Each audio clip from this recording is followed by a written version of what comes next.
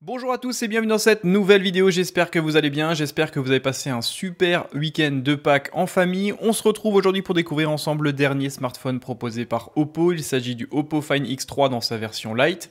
Vous savez qu'il y a 3 versions disponibles aujourd'hui, le Lite, le Neo et le Pro. Et pour commencer cette série sur les 3 derniers smartphones proposés par cette marque, on va commencer par la version la plus accessible, à savoir la version Lite. Ce smartphone est disponible actuellement en France à partir de 449 €. C'est donc un placement tarifaire plutôt agressif, mais il y a quand même une montée en gamme qui se fait sentir par rapport aux premières itérations proposées par Oppo. Alors le coffret il a légèrement évolué, il est plutôt sympa, on voit bien sûr le petit design qui reprend le numéro 3, on voit également l'appellation complète de ce smartphone, c'est donc le Oppo Find X3 en version Lite. Un smartphone compatible 5G comme la majeure partie des smartphones proposés depuis quasiment un an aujourd'hui. Et sur la tranche du coffret on retrouve encore une fois pas mal d'informations techniques, mais tout ça comme d'habitude je vais y revenir lors du déballage. Avant d'aller plus loin, je vous annonce une énorme surprise, j'ai en effet avec Oppo France la possibilité de vous faire gagner ce smartphone, alors pas celui que je présente actuellement dans la vidéo parce que c'est un exemplaire destiné à la presse et aux youtubeurs, mais je vais vous permettre de gagner un Oppo Find X3 Lite 9, compatible 5G bien évidemment. Pour ce faire, je vous invite à me rejoindre sur mes réseaux, Twitter, Instagram, à bien évidemment vous abonner à ma chaîne YouTube, j'organiserai un tirage au sort sur mes réseaux, donc restez attentifs. Et bien sûr, merci énormément à Oppo France de me faire confiance pour ce concours. À l'ouverture du coffret, comme c'est l'habitude, on ne tombe pas directement sur le smartphone, on tombe bien sûr sur une petite pochette en carton qui renferme très généralement des accessoires et des notices. Dans cette pochette en carton, on retrouve bien évidemment un manuel d'utilisateur qui est traduit en français, on retrouve également un document lié à la garantie de ce smartphone. Vous retrouverez également l'extracteur du tiroir NanoSIM dans lequel on pourra mettre 2 cartes NanoSIM. Attention, il n'y a pas de possibilité de mettre une carte micro SD dans ce smartphone.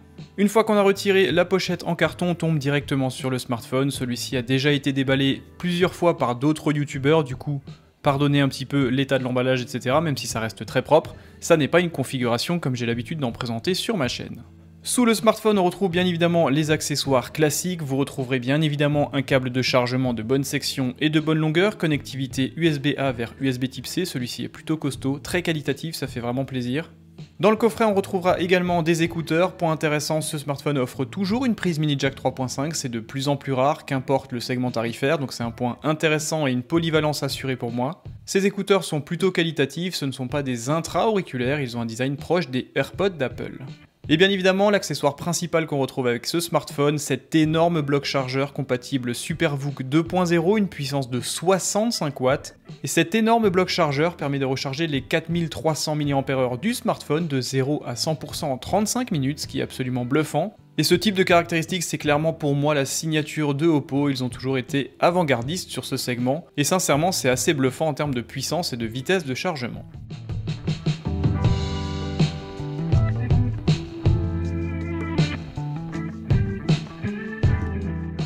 Voilà pour les accessoires fournis avec ce smartphone, vous l'avez remarqué, il ne manque rien si ce n'est une coque de protection, alors ça peut différer en fait en fonction du pays d'achat, de l'opérateur, du magasin dans lequel vous allez l'acheter. Pour cette version, c'est une version de présentation, donc destinée à la presse, aux youtubeurs, donc il est peut-être possible qu'il y ait une coque de protection fournie avec votre smartphone dans le futur. L'information ne m'a pas été donnée par Oppo, quoi qu'il en soit dans cette version de présentation, il n'y en a pas.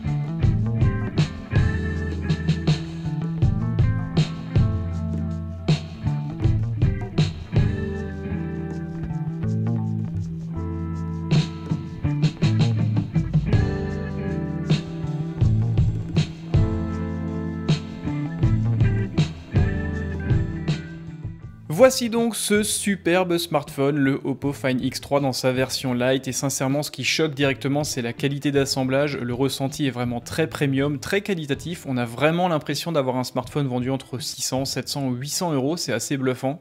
Au dos du smartphone, on retrouve donc cette coque assez spécifique avec un coloris qui est assez original, on va pas se mentir. Après, on aime ou on n'aime pas, les goûts et les couleurs, ça ne se discute pas. Pour ma part, je trouve au moins que c'est très original. C'est une coque en plastique, quoi qu'il en soit, l'assemblage et la qualité des matériaux est vraiment au rendez-vous. On retrouve bien sûr le logo du constructeur avec quelques informations de certification du smartphone. Dans le coin supérieur de la coque, on retrouve l'intégration de ce module photo qui comporte 4 capteurs photo ainsi qu'un flash LED. Plutôt joli, il dépasse relativement peu de la coque, ça reste bien intégré. Le capteur principal est un capteur de 64 mégapixels, c'est une focale de 25 mm avec une optique à ouverture f1.7, donc plutôt lumineuse. Technologie de pixel binning pour générer des photos de 16 mégapixels avec des photosites 4 fois plus grands, donc moins sensibles au bruit numérique, moins sensibles à la montée en ISO également, c'est toujours très intéressant et c'est la mode également aujourd'hui. Et ce capteur photo bénéficie d'une stabilisation électronique. Le second capteur est un capteur beaucoup plus modeste de 8 mégapixels, optique de 16 mm avec une optique à ouverture f2.2, donc un capteur ultra grand angle. Toujours très intéressant pour faire des photos de monuments, de paysages ou de groupes si vous n'avez pas assez de recul. Quoi qu'il en soit, avec seulement 8 mégapixels, on perd bien sûr en définition et en précision.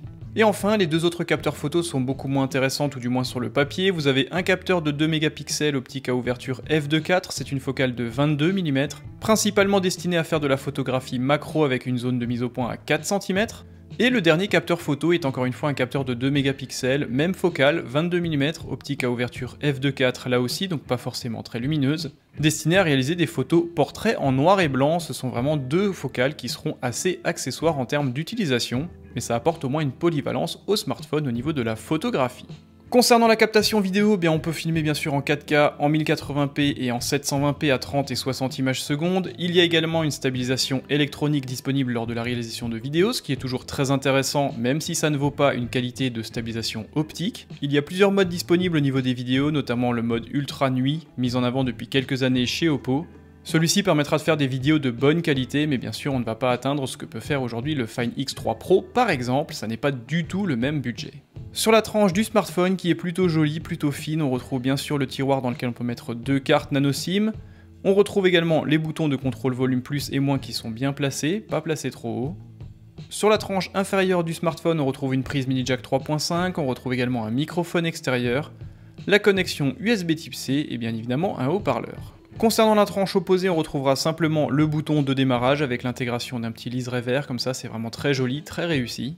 Et pour finir, sur la tranche supérieure, on retrouvera simplement un microphone extérieur, il n'y a pas de port infrarouge. La pièce maîtresse de ce smartphone, c'est bien évidemment cet écran de 6,4 pouces, technologie AMOLED, définition Full HD+, donc du 2400 par 1080 pixels, ce qui vous offre une densité de 410 pixels par pouce, largement suffisant pour l'utilisation classique d'un smartphone. Taux de rafraîchissement à 90 Hz, taux d'occupation de 92%, bref, c'est vraiment un sans faute pour Oppo. Point intéressant, on remarque également qu'il y a un film de protection posé en usine, ça c'est toujours très sympa de la part des constructeurs. Je n'ai pas l'information quant à la protection de l'écran, est-ce que c'est un Gorilla Glass de niveau 3 ou de niveau 5, je ne sais pas. Si vous avez l'information, n'hésitez pas bien sûr à la mettre dans les commentaires. Directement intégré dans l'écran, on retrouve ce capteur photo frontal de 32 mégapixels, c'est une optique de 23 mm, ouverture f2.4, donc pas forcément très lumineuse là encore. Point intéressant, celle-ci bénéficie d'une stabilisation électronique, ce qui est toujours bienvenu en termes de rendu photo. Au niveau des performances, ce smartphone tourne actuellement avec un processeur Snapdragon 765G compatible 5G.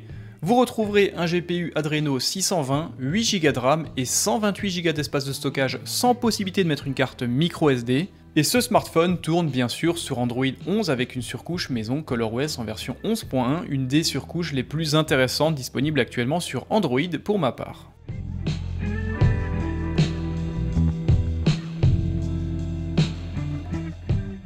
Je viens de démarrer le smartphone et sincèrement c'est un réel plaisir, beaucoup plus intéressant et rapide que sur un smartphone Samsung. Le démarrage n'a pris que quelques secondes, c'est vraiment agréable.